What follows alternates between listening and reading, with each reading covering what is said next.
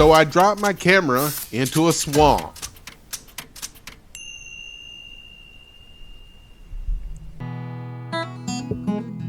I'm your host, Stu Donald. Let's head to the Delta.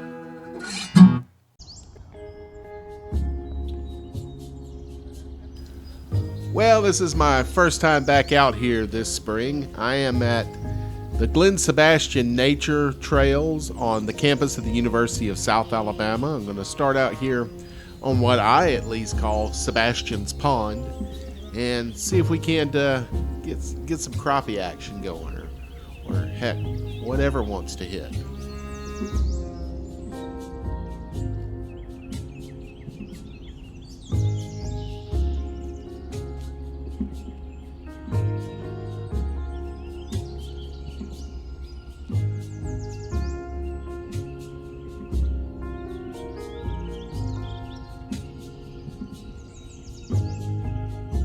This is the last week of classes here on campus, and it's noticeable. There's a lot less students around. I guess they finished their finals and have headed on.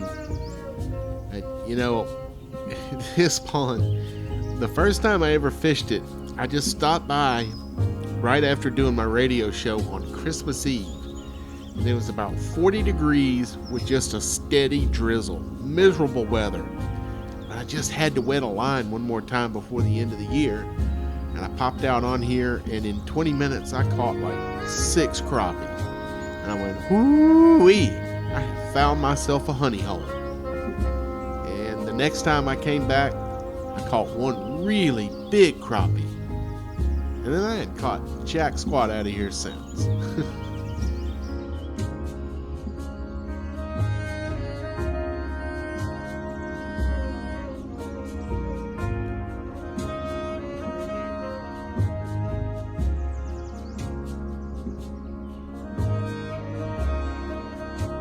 Oh, cool, look at the duck. That's a Muscovy or Muscovy, however you want to pronounce it. I pronounce it delicious.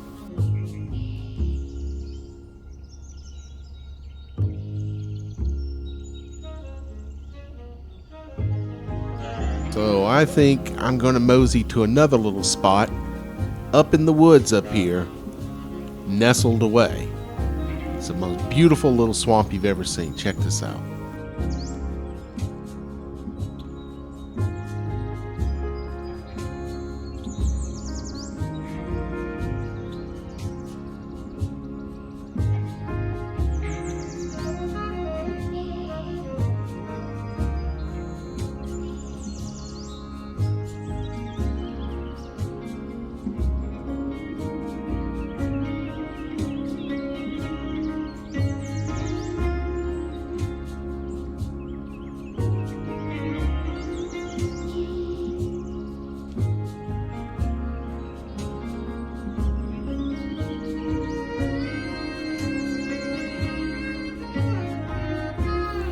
Most of this swamp probably isn't much deeper than a foot. You can see there's lily pads all out through there. That's the shallow water where you have all those lily pads. Right here where the water comes together and flows into a drain pipe to go into Sebastian's Pond, it gets really deep, or at least by the standards of this swamp. It's maybe 3-4 feet deep here. It's hard to tell without getting in it, and I don't want to get in it. But it is crystal clear right here too, and I can see fish everywhere. But they just don't care about what I'm throwing at them. I hadn't had a single bump.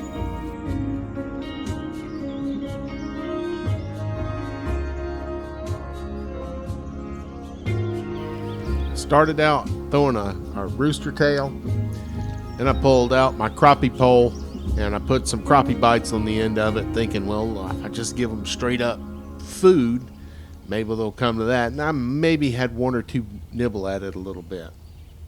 So now I'm thinking maybe I should try and dig up something right here around the pond that they normally gnaw on.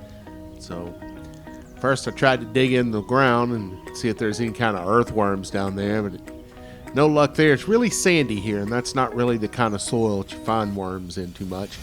Then I decided to crack into some trees, because I've always been able to crack open a rotting tree stump somewhere and find some larval stage of something that would go on a hook and attract a fish, but there's nothing. None of this wood had anything in it. That's really how slow a day it is of fishing when you can't even find bugs. Man, I can't do a whole other episode where you don't get to see any fish. You guys will start unsubscribing. So I had an idea. This is guaranteed we're going to see some fish.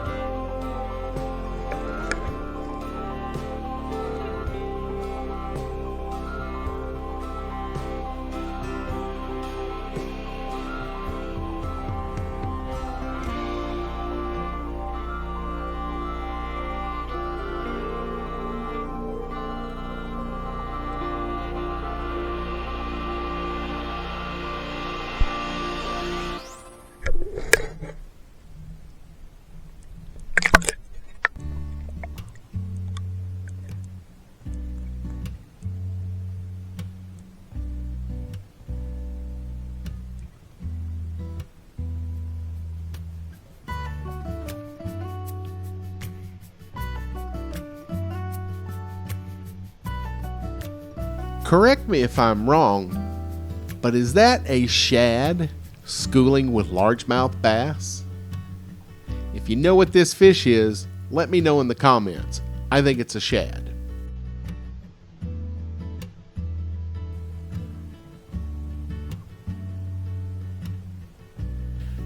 How cool was that? That bass came swimming over the top. That thing was probably about 1.5 pounds. I wish I could have got him to bite. And then that beautiful red breast. And, man, all the different species that I saw in there. Well, that's going to wrap it up. But there's one more thing I wanted to address. We hit a new milestone on Delta Safari this week on YouTube. We passed the 600 subscriber mark. And That means I gotta thank like 599 of y'all. Appreciate your business. There was this here talking dog, like that happens. And he was asking you to hit the subscribe and like buttons. Like everybody don't know to do that already. For crying out